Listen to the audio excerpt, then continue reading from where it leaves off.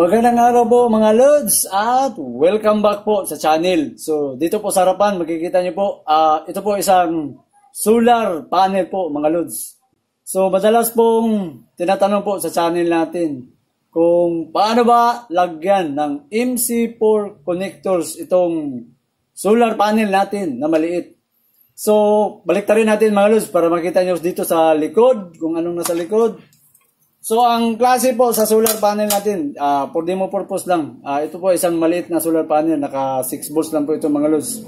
Pero yung main purpose natin dito, kung paano ba siya lalagyan ng MC4 connectors. Katulad dito po, makita nyo ang wire.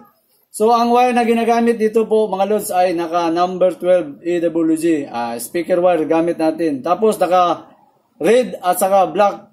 May polarity po ang mga solar panel. Tapos, siyempre, kailangan natin gumamit ng connectors. Yung sinasabi natin na MC4 connector. So, ipakita ko muna sa inyo po mga Lods, ang MC4 connectors natin. So, ito po ang MC4 connectors. So, tatanggalin muna natin para makita, para ihiwalay natin ito mga Lods. Ito. So, ito po ang dalawang ilalagay natin dito sa wire. So, ang klase po sa MC4 connectors po ay mayroon po itong terminal lug na ilalagay mo sa loob. Doon natin ilalagay yung wire. So, ano yung klase sa terminal lug na ilalagay sa loob? So, isineparate po natin mga Lods. So, ipakita ko sa inyo, ito po ang terminal lug na ilalagay mo doon sa ilalim. Tapos, ang mga terminal lug, hindi po magkapareho ang size dito. Ito medyo malaki. Ito maliit. Ito yung ipapasok natin sa loob na ilalagay mo ang wire dito. Then, i-crimping natin.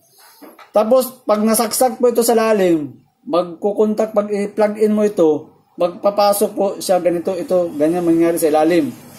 Tapos, ang paglalagay po dito sa dalawa, hindi po pwedeng mabaliktad. So, lagi mong tandaan, itong nakalagay na mayroon pong pula dito, ito yung ipagpalagay natin na positive. So, ang terminal po na ginagamit dito ay yung malaki na terminal lug na ipapasok mo dito sa loob. So, hindi yung maliit. Ito yung malaki na dito mo ilalagay. So, pagpalagay na para siyang male socket at iyon ang sa female socket. Tapos, ito naman mga Lods, ang maliit, dito po siya nakalagay. Kasi kung itong malaki at dito mo isaksak, hindi po siya pwedeng isaksak sa loob. Ito lang ang pwedeng ilagay. Tapos kung dito mo naman ito ilagay, napakaliit, baka lumusot siya dito sa kabilang butas. So itong maliit, para dito mga Lods, kasi hindi siya pwedeng mabaliktad. Yan, yan. Tapos itong malaki, ay para po siya dito mga Lods. Tapos, lagi natin tandaan, yung red na naka-indicator, ipagpalagay natin, ito yung positive. Kasi ang polarity sa solar panel, mayroong polarity, positive, negative. Siyempre, doon natin ilalagay itong kulay red, ipasok natin dito sa naka-indicate. So, madalas kong nakikita, ito yung positive na ginagamit sa terminal doon sa solar panel, mga Lods. Standard, ito yung positive. So, ngayon, paano ba natin ito ilalagay sa wire? So, bago pa natin ito itatapin mga Lods, ang gamit po dito sa paglalagay dito sa wire, ito, kasi dito natin yan ilalagay, gagamit po talaga tayo dito ng PB crimping tools mga Lods. So, may nakita akong video sa channel na ang iba gumagamit ng plier. So, ang plier po, hindi yun advisable at saka hindi safe gamitin. Kung basta ka lang magpa-plier, kasi magkakaroon po yun ng loose contact. So, hindi maganda. Tapos, pag ilalagay mo ito sa rooftop at magkukos po yun ng loose contact o hindi magandang pagkakapit, malaking problema po mga Lods kasi hindi mo na mamalayan. Kasi marami namang solar panel ang gagamitin mo sa taas. Pero yun, malilito ka sa trouble kasi isa itong dahilan kapag hindi po maganda ang pagka-crimping. Kaya ang iba dito, nagsusoldering iron para mas lalong mahigpit. So, pwede kang gumamit ng soldering iron kung gusto mo. Pero yung madalas na ginagamit po dito mga Lods, pakita ko yung gamit na sinasabi natin PB Crimping Tools. So ito po ang PB Crimping Tools mga lods, ang madalas ginagamit sa solar panel. So ang brand nakalagay dito HS25646B. Pero pag bumili po kayo ng mga crimping tools na gagamitin sa solar panel, dapat naka PB Crimping Tools. Kasi marami pong mga crimping doon sa online. Pwede kayong magkamali na hindi masakar po dito sa solar panel. So, pakita ko muna dito sa crimping natin. Ang crimping po, hindi ito katulad sa ibang crimping na pag-clip mo, pwede mong mabukas kaagad. Ito hindi. Kailangang paabutin mong maklose talaga dito. Saka mo mabuksan itong crimping tools natin. So, pakita ko na lang muna sa inyo. Ayan. Ito po ang crimping tools na ginagamit talaga sa solar panel. Kapag nakakumpit na po ito, ganyan, wala nang balikan mga lods. Hindi mo na pwedeng buksan. Ayan. So, bubukas lang dito kapag na-crimping mo ito ng maayos. So, tingnan nyo mga lods. Oh, yan. Diyan pa siya bubukas. Kaya, kunting ingat sa paglalagay. Tapos, ang crimping tools dito mga lods, makikita mo dito. So, ganyan ko muna para makita sa camera. So, ang size na pwedeng gamitin dito sa crimping tools ay yung unahan po dito ng mga lods, naka number 14 po, AWG. Katumbas doon sa 3.0 mm squared. Yung pangalawang butas po dito, naka number 12 po yan mga lods, 3.5 mm squared. At itong pangatlo, naka number 10 po ito sa 5.5 mm squared. So, itong ginamit natin dito na wire, naka number 12. So, dito natin yan ilagay sa pangalawa na butas. Kasi higpit po talaga ito. Ang butas na maliit, yun ang natitira. Bago po ito, bubukas po. Ganyan, mga lods. O, yan. So, paano ba natin ito ilalagay? So, pakita ko muna dito sa loob. So, para makita sa mga kalos natin, itong mga MC4 connectors natin. So, napaka-basic lang mga lods. So, pagbukas mo ng ganyan, yan, makikita mo itong mayroong maliit pa dito na kuhan, na insulation na plastic. Kasi ang purpose talaga ito para hindi madaling mapasukan ng tubig mga lods. So napakadali. Tapos itong sinasabi natin na ilalagay natin ito sa loob, dito mo yan ilalagay mga lods. Yan. Saka kapag nasaksak po ito sa ilalim, mahirap pong tanggalin. Kaya konting ingat sa paglalagay. Dapat pag ilagay na dito sa loob, fix na talaga kasi mahirapan kang tanggalin ito sa loob. So, ibalik natin yung posisyon. Tingnan nyo yung posisyon, nakaganon. Para hindi po kayo dito, ibalik muna natin. Yan. So, yan. So, ang una natin gagawin, simply, una natin yung positive. Kasi red indicator yun dito mga lods. So, sa red indicator, unahin natin yung pula. So, paano siya pag-splice natin? So, ang gagawin mo, ilalagay mo muna yung MC4 connectors para hindi mo makalimutan. Baka kasi mahirapan ka paglalagay. Pag nalagay mo yan tapos hindi mo na pasok ito. Mas maganda, ipasok mo ito sa loob. So, simple lang mga lods. Tanggalin mo ito. Yan. Tanggalin natin. So, nakaganyan. Makikita nyo, nakaganon po ito mga lods. Nakaganyan. Nakaganyan. So, ipasok mo itong wire para hindi ka dito ipasok mo. Yan. Oh. Tapos, yung isa, itong insulisyon na parang rubber, ilalagay mo rin siya dito mga lods. O, yan. So, safety na yan. So, nandun sa loob. Yan. So, next natin, ito na. Yung malaki na terminal lug na ilalagay natin dito. Saka natin isaksak po ito mga lods. So, ang gagawin natin, babalatan muna natin ito. So, balatan natin mga lods gamit itong plier natin.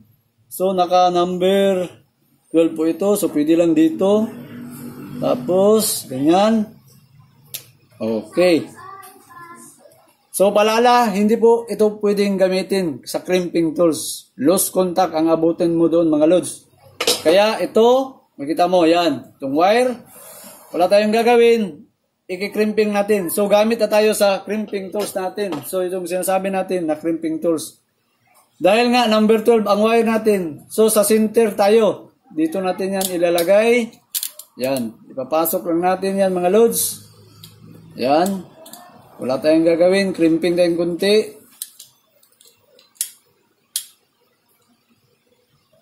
O, yan. Kita ba? Tapos, ilalagay natin ang wire. So, ang wire, ipapasok lang natin siya dito mga lods. Yung wire na. Yan. So, pag napasok na po ang wire, compress na tayo. Yan. So, crimping pa. Okay. So, tanggalin natin. Yan. O, yan po. So, ganun po, kahigpit ang wire po, mga lods, makita mo. O, yan. So, higpit na higpit po yan, mga lods, sa crimping. Yan, sa likod at sa harapan. So, gagawin natin dito ngayon, ipapasok na natin ito. So, wala kang gagawin, ipasok mo dyan, mga lods. Yan. Yan. O, pagpasok mo, may click pong madinig sa loob. Ibig sabihin, nakapasok na. So, mahirap na yan, tanggalin, mga lods. Fix na po yan. So, next natin, yung mga sinasabi natin na yung insulation na plastic, ipapasok natin na kaganyan. Yan, tapos yung takip. Oh. So, mga lods, ganun lang kasimple ang tapping sa MC4 connector. So, meron na tayong connection sa positive. So, tapos na po ito, mga lods. So, bago pa tayo natin i-testing to, yung isa muna, para saka na tayo mag-testing kung nakakontak siya dito. Galing dito, patungo dito, yung pag-tester. So, next natin, dito na tayo sa pangalawa. So, sa pangalawa, ganun rin ang gagawin mo, mga lods. Bubuksan mo po ito. Yan. Ayan. Tapos, ipasok mo dito sa wire. Unahin mo ito. Yan. So, ganun yung posisyon, mga lods. Parang ginanon mo lang ito, mga lods. Yan. Pasok. Tapos yung isa, pasok. Okay. Tapos, balatan muna natin. Balatan.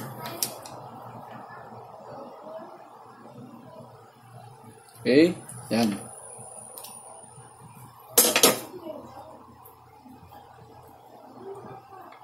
Tapos, gamit ng crimping tools natin. So, crimping tools, ilalagay mo muna dito, mga lods. Yan. Ayan. Ayan, makita ba? Okay. Tapos, ipadaan natin ang wire. Nakaganon. Crimping. Yan. Okay. Crimping pa tayo, mga lods. Okay.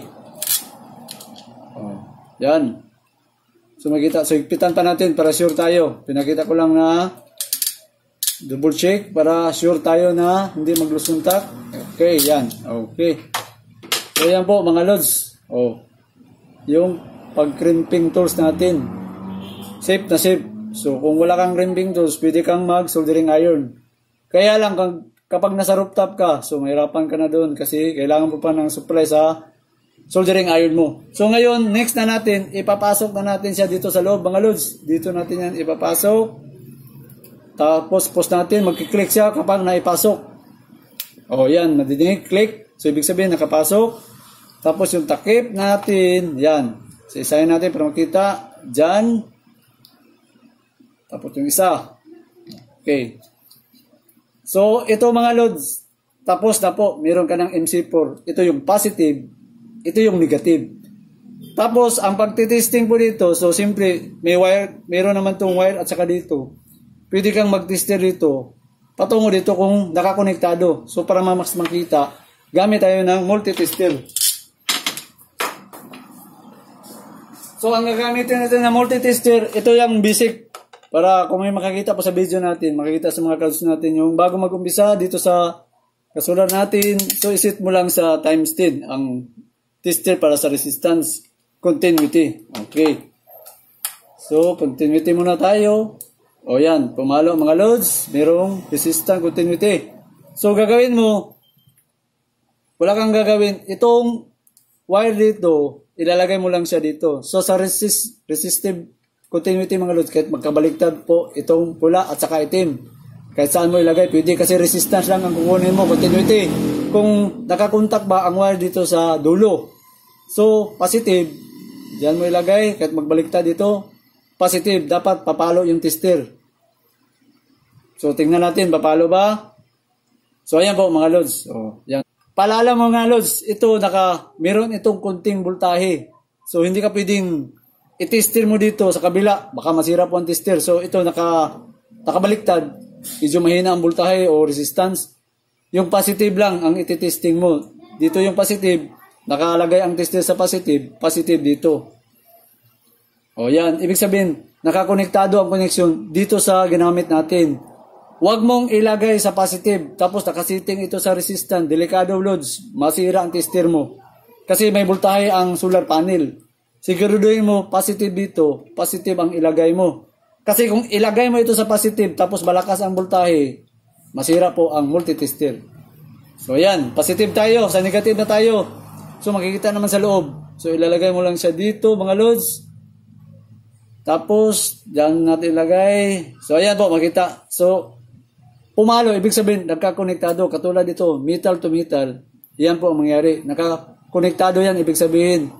Ngayon, kung hindi po siya, pag-tester mo dito at dito, hindi siya pumalo, o sabihin natin nakaganyan, putol po yan. Open po ang ibig sabihin, hindi nakakonektado. Kaya pagbutihin mo talaga na bago ka maglalagay sa MC4, dapat may tester ka na nakakonektado. So, positive, o negative. So, dito tester mo. Yan. O, ibig sabihin, konektado. So, ang next natin, siyempre, hindi naman pwedeng isaksak mo ito sa solar, sa charge controller na nakaganito, mga loads. Dapat may contact na naman para dito, mga loads. So, ipakita natin kasi hindi naman ito, okay, pag magpaslak ka na naman dito, isaksak mo, kailangan MC4 din. Kasi hindi na pwede ito na i-direct mo ito sa charge controller. So, kailangan natin ng wire na naman. So, dito tayo maglalagay sa bagong connectors dito sa MC4 connectors. So, ito po mga lods, mayroon po konting pagbabago. Kasi nga, sabi natin, itong indicator dito na red is para dito sa positive. Ngayon, kung ibalik mo itong, pakita ko muna itong isa, kasi lalagyan natin ito ng MC4. Hindi na po pwede na ito ang gamitin mo sa positive. Kasi, paano mo masaksak ngayon yan kung magkapareho na po yan mga lods? Hindi pwede. Yung isa ang gagamitin mo. So, ano yung isa? Ito ang ilalagay mo. Pero matandaan mo rin na naka-positive connection siya kasi yung indicator na ngayon sa red ang ginamit. Kapag nakaganyan yun, ibig sabihin dun, naka-positive po itong ganito na tapping. Kasi yung wire ngayon ang pagbabasihan. Kaya mga lods, kung ang wire mo puro itim ang kulay, mahihirapan kang mag-trace up sa positive, negative, delikado, mabaliktad. So, mangyari dito, ito na lang ang makikita mo na naka-positive ka kasi pula po na wire ang gamit mo. So, yun ang pinakita ko dito na hindi pwedeng ibalik mo siya dito kasi hindi na yun masaksak sa kabila. Ito na ngayon ang gagamitin mo na para doon sa positive. Total, makikita naman ang wire na pula po ang ginagamit mo. So, positive. So, ganun pa rin ang gagawin natin. So, bukas tayo dito. Yan. Tapos, yung rubber insulation, nakaganon. Oh. Tapos, yung isa, dapat hindi mabaliktad. Tignan mo maayos mga loads. Baka mabaliktad. Nakaganon. Ipasok mo para sure. Oh, yan. Tapos, balata natin. Tapos, yung ginagamit dito, ito na naman po tayo sa terminal sa loob. Yung maliit po ang ilalagay mo. Hindi yung malaki. Doon yun sa kabila. Ito yung maliit. Tapos, balata natin ang wire natin mga loads. Balata natin. Yan. Okay. Tapos, i-crimping tools muna natin sa dito. Number 12 sa ito. Okay. So, ilalagay mo lang siyang nakaganon mga loads. Oh. Okay. Yan, makita ba? Tapos, ilalagay natin yung wire. Yung wire yan mga loads. Wire, ayan. Tapos, crimping. Ayan. So, higpitan natin. Oh. Ganun lang mga loads. Ayan, makikita mo ang wire natin mga loads sa crimping. So, ayan. Higpit na higpit po yan mga loads. So, ipasok na natin siya dito sa loob. So, pagpasok natin, dapat naka-clock. So, baliktad. Okay. Ayan. So, pause natin para madinig. Okay. Yan.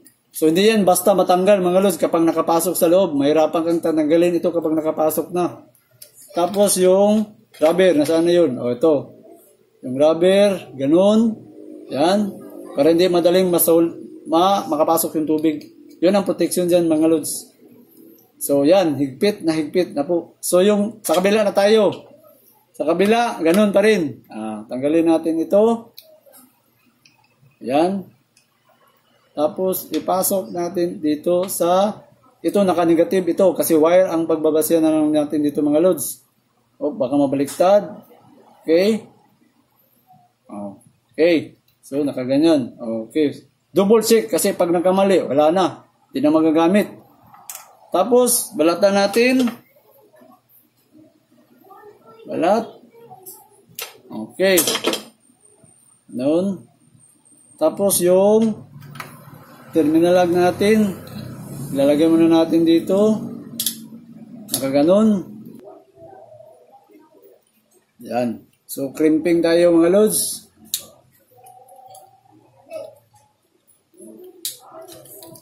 Okay. So, yan mga lods.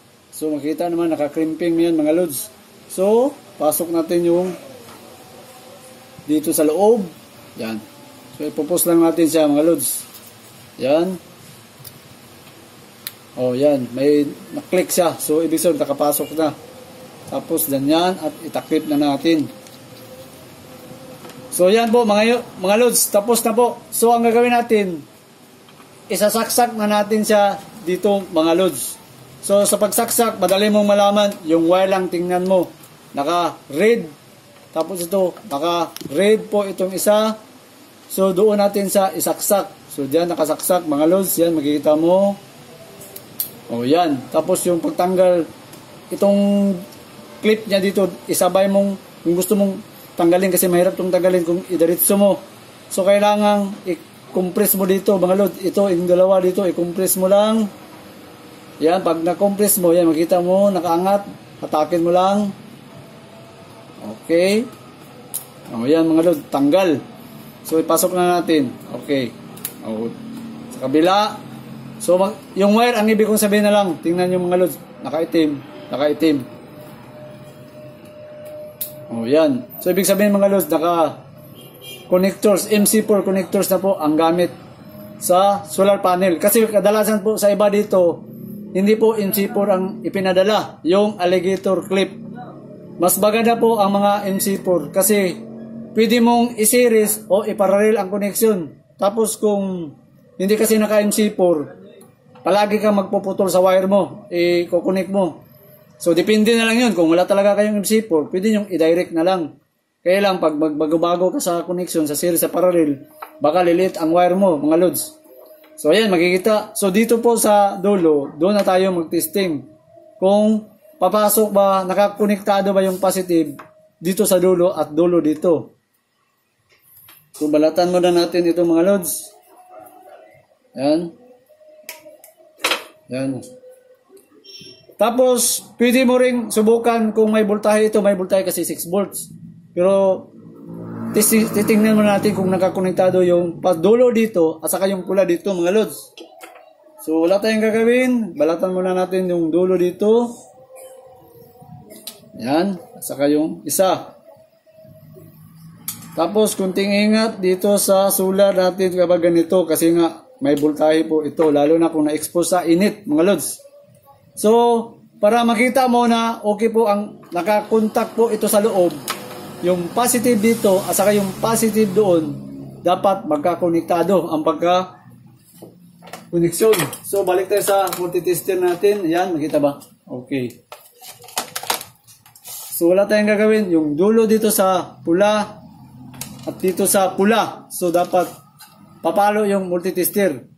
Ibig sabihin, kontak.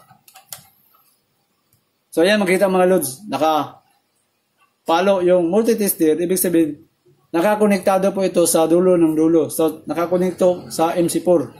Sa kabila, yung negative. So, itim dito, saka yung dito. So, yan po. Kung makita naman, naka-follow ang tester. Ibig sabihin, okay po ang connection. Ito po yung standard sa pag-testing po talaga na makikita mo na nakakonektado. Kasi kapag naka-open ito, nag-lose contact ba, mahirapan ka mga lods, lalo na sa rooftop natin nilagay ang solar panel. So ito yung pinaka-basic na testing kung gusto mong malaman na okay ang connection na nakakonektado sa dulo dito sa MC4 connectors. So ayan po mga lods, tapos itong ginamit natin naka 6 volts lang ito. So pwede natin subukan sa voltahe kung gusto nating malaman. So may voltahe po ito 6 volts, pero ito hindi na-expose sa araw dito lang sa kuha natin. So, pwede natin subukan. Gamit na tayo ng digital tester, mga lods. Ang digital model tester natin, makita natin, yan. So, mas maganda kung may ilaw. Makita ba? May ilaw. Okay. So, susundin mo positive, negative. So, voltage niya ay, so, ayan, makita. Naka 3.61 lang, mga lods. Kasi 6 volts lang itong klaseng solar panel na ginamit natin. For demo purpose lang, mga lods. Na kung sakaling gusto mong lagyan at gumamit ka ng MC4 connector. O yan mga lods. So hanggang dito lang muna tayo mga lods. Saka paki-comment po sa baba kung may hindi pa tayo nasabi dito sa MC4 connectors natin mga lods.